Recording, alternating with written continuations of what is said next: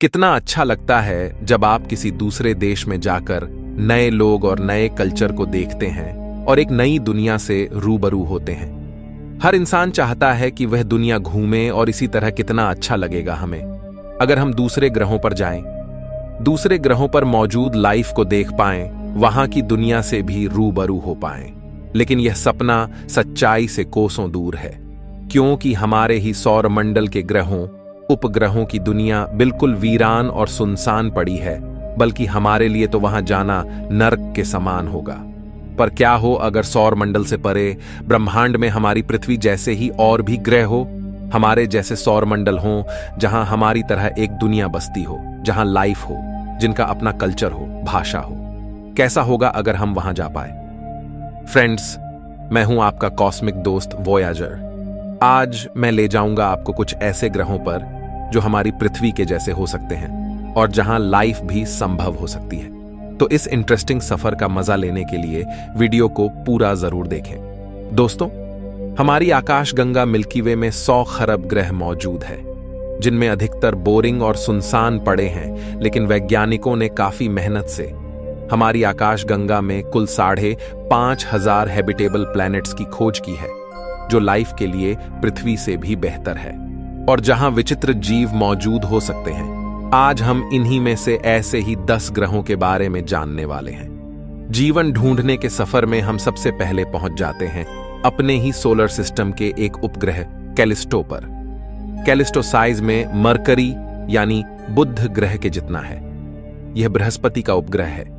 वैज्ञानिकों के अनुसार इसकी आइसी सरफेस के नीचे एक समुद्र मौजूद है। जिस तरह धरती पर लाइफ की शुरुआत समुद्र की गहराइयों में हुई थी, ऐसा संभव है कि हमारे ही सोलर सिस्टम के एक उपग्रह पर लाइफ इस उपग्रह की बर्फ के नीचे छिपी हो, क्योंकि लाइफ के लिए सबसे इंपॉर्टेंट चीज है पानी। कैलिस्टो पर हम इंसान तो नहीं रह सकते, लेकिन इस पर एक ह्यूमन बेस बनाया जा सकता है।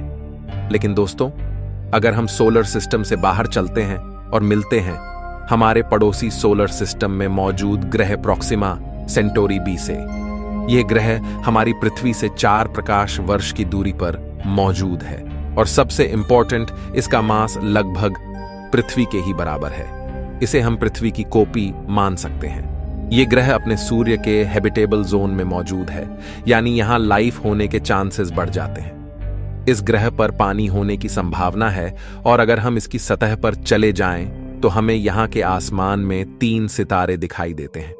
दोस्तों, यहां रात में हमें अपना घर यानी अपना सूरज ऐसा दिखाई देगा। प्रकाश को यहां तक पहुंचने में 4 साल लगेंगे, लेकिन वैज्ञानिकों ने दिमाग लगाकर कुछ ऐसी टेक्नोलॉजी बनाई है, यानी सोलर सेल, जिसकी मदद से यहां तक 20 सालों में पहुंचना संभव है। वैज्ञानिकों को कई बार इस ग्रह से कुछ ऐसे रेडियो सिग्नल्स मिले हैं जो ये संभावना जताते हैं कि यहां इंटेलिजेंट लाइफ हो सकती है। लेकिन दोस्तों, इस ग्रह पर एक बहुत बड़ी दिक्कत यह है कि इसका होस्ट स्टार एक रेड ड्वार्फ है, जो काफी आक्रामक है, जिससे उठने वाली स्टेलर फ्लेयर्स इतनी आक्रामक है कि वह यहां मौजूद लाइफ को एक ही बार में खत्म कर सकती है। हमारी धरती से 12 प्रकाश वर्ष दूर एक और प्लेनेट है ल्यूटेन बी। यह ग्रह हमारी पृथ्वी से 1.5 गुना बड़ा है, यानी इस पर रहने के लिए हमारे पास काफी बड़ा स्पेस मौजूद होगा।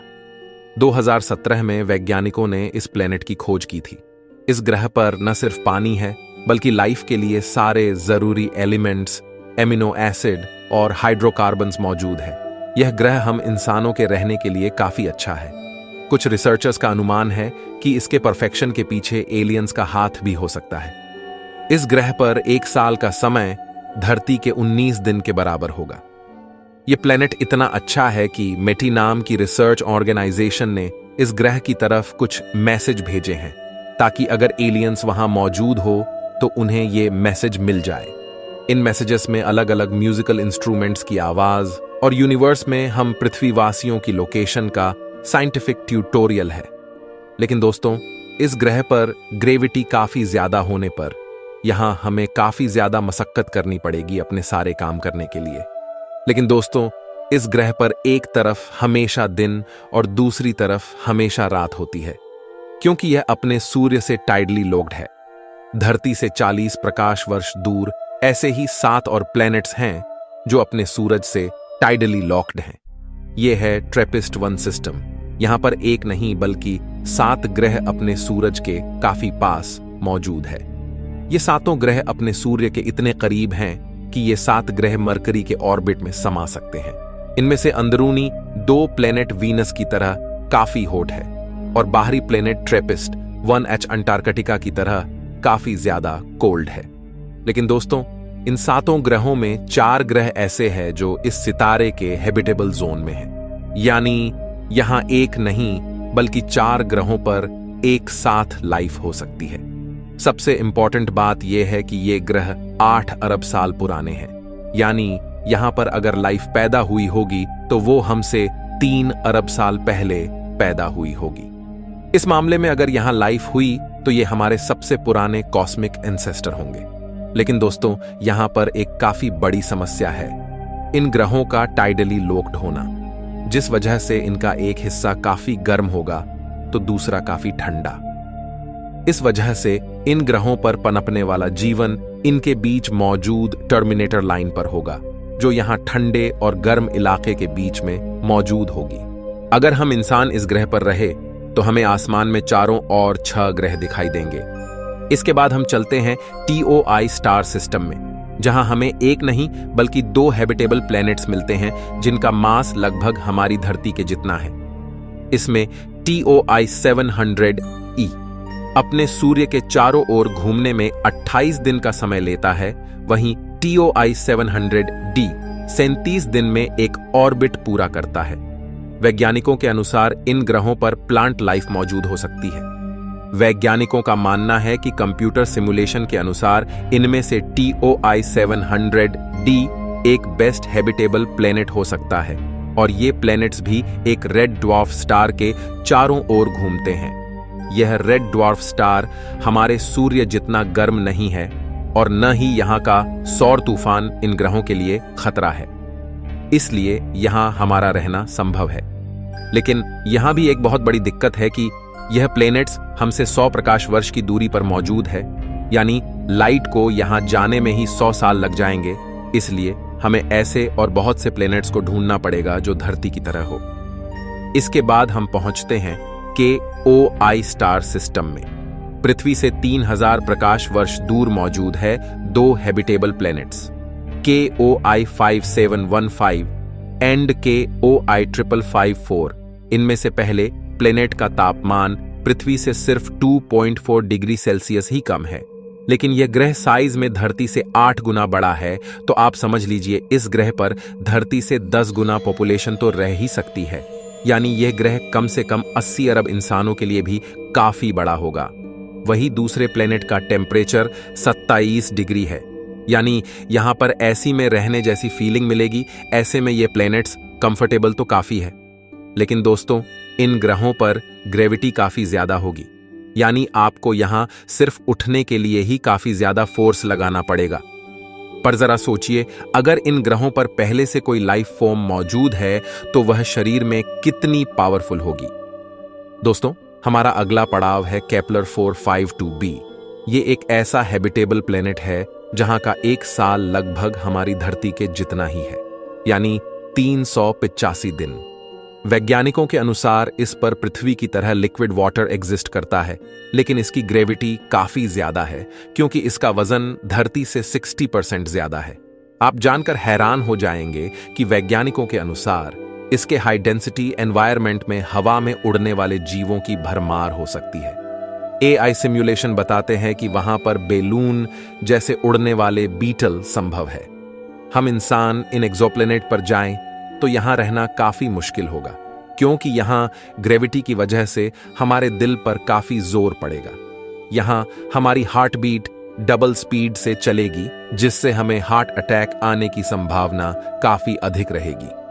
तो दोस्तों, यहां किसी से दिल लगाना काफी खतरे का काम होगा। तो भाई लोग, चलिए चलते हैं धरती से थोड़ा पास, 24 प्रकाश वर्ष दूर ग्लीज 667cc। यह ग्रह एक ट्रिपल स्टार सिस्टम के चारों ओर रिवॉल्व करता है। यह ग्रह हमारी धरती से 1.5 गुना बड़ा है और अपने सूरज से टाइडली लॉक्ड है। इस कारण इस पर एक तरफ चुभती जलती गर्मी का मौसम पाया जाता है जहां आपको घमौरियां हो सकती है, वहीं दूसरी तरफ यहां लाइट का नामो निशान भी नहीं है। मतलब अगर आप दूसरी तरफ रहोगे तो आपको पता भी नहीं चलेगा कि आप एक सूर्य के चारों ओर घूम रहे हो। लेकिन गुड न्यूज ये है कि यहां बीच में ट्वाइलाइट जोन में रहने लायक टेम्परेचर है जो लगभग 27 डिग्री तक हो सकता है। आर्टिफिशियल इंटेलिजेंस के सिमुलेशन यहां पर पेंटापोड्स टाइप जीवों का अंदाजा लगाता है। ये जीव एक डॉग के साइज जितने हो सकते हैं। लेकिन दोस्तों, यहां कई बार वोल्केनोज और गीजर्स एक्टिव हो जाते हैं, जिस वजह से यहां की सरफेस का टेम्परेचर काफी हाई हो जाता है। इसलिए यहां रहने का ख्याल हमें छोड़ना ही पड़ेगा। हमारी प्लेनेट हंट जर्नी में हम पहुंच जाते हैं धरती से 36 प्रकाश वर्ष दूर बूट्स कंस्टेलेशन में मौजूद आर्कटरस तारे के पास, जो कि एक रेड जायंट स्टार है। यह इतना बड़ा है कि इसमें 15 अरब धरती और सूरज जैसे 17,000 तारे समा जाएंगे। AI सिमुलेशन के अनुसार एक समय यहां धरती जैसा ही ग्रह हुआ करता था, लेकिन जब आर्कटरस तारा एक रेड जायंट स्टार बना तो इसने इस ग्रह को ही अपने अंदर निगल लिया और इसकी सरफेस को राख बना दिया। वैज्ञानिक मानते हैं कि अगर यहां कोई एलियन लाइफ रहती होगी तो उसने पहले ही इस खतरे को भांप लिया होगा और अपने सूर्य की ऊर्जा को बड़े ग्लास डोम बनाकर उपयोग में ले लिया होगा ताकि वहां के जीवन को बचा सके। दोस्तों, आप जानकर डर जाओगे कि एक दिन हमारा सूरज भी फैलकर बड़ा हो जाएगा और उस समय धरती पर लाइफ को हमें बचाना पड़ेगा। यही वजह है कि हम इतनी देर से ब्रह्मांड में अलग अलग ग्रह खोजने में लगे हैं। लेकिन दोस्तों, आपको डरने की जरूरत नहीं है, क्योंकि साल 2005 में अंतरिक्ष से हमें एक होप मिली। वैज्ञानिकों को अंतरिक्ष से एक मिस्टीरियस सिग्नल मिलता है और इंटरेस्टिंगली वह सिग्नल हमारे ही सोलर सिस्टम में मौजूद शनि की रिंग्स में छिपे टाइटन उपग्रह से आता है। इसे लेकर वैज्ञानिकों ने यह अनुमान लगाया कि हो न हो टाइटन पर कहीं ना कहीं कोई लाइफ मौजूद है, क्योंकि नेचुरली यह सिग्नल मिलना काफी मुश्किल है। असल में इस सिग्नल के अनुसार साइंटिस्ट को टाइटन पर पानी, हाइड्रोजन, मीथेन और नाइट्रोजन की मौजूदगी के सिग्नल मिले और ये सारी चीजें लाइफ के एसेंशियल कंपोनेंट्स है, यानी इसके बिना लाइफ नहीं बन सकती। यही वजह है कि वैज्ञानिक मानते हैं कि हो ना हो कहीं ना कहीं लाइफ हमारे ही सोलर सिस्टम में ही मौजूद हो। दोस्तों, 15 अक्टूबर 1997 को वैज्ञानिकों ने ह्यूगेन स्पेसक्राफ्ट को टाइटन पर भेजा था।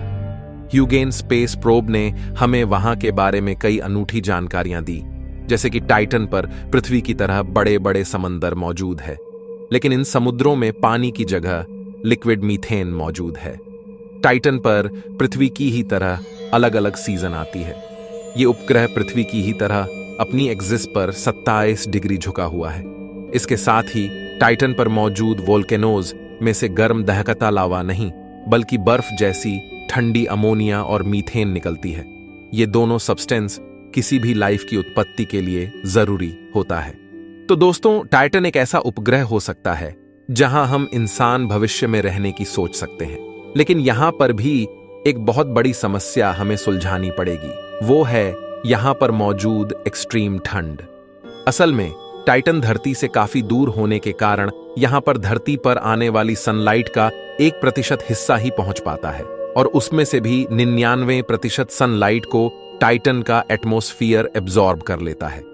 इस वजह से टाइटन की सतह पर काफी ज्यादा ठंड, यानी -179 डिग्री तक यहां टेम्परेचर चला जाता है। लेकिन वैज्ञानिक ऐसी समस्याओं का कोई न कोई समाधान तो निकाल ही लेंगे ताकि फ्यूचर में अलग अलग ग्रहों और उपग्रहों पर बस पाएं। तो दोस्तों, फिलहाल हमें इस बात की कोई श्योरिटी नहीं है कि इनमें से किसी भी ग्रह पर लाइफ है भी या नहीं। लेकिन अगर लाइफ होगी तो आपको क्या लगता है कि वहां के एलियंस की भाषा, कल्चर कैसे होंगे? क्या वहां भी हमारे जैसे कल्चर देखने को मिलेंगे? इस बारे में आपको क्या लगता है?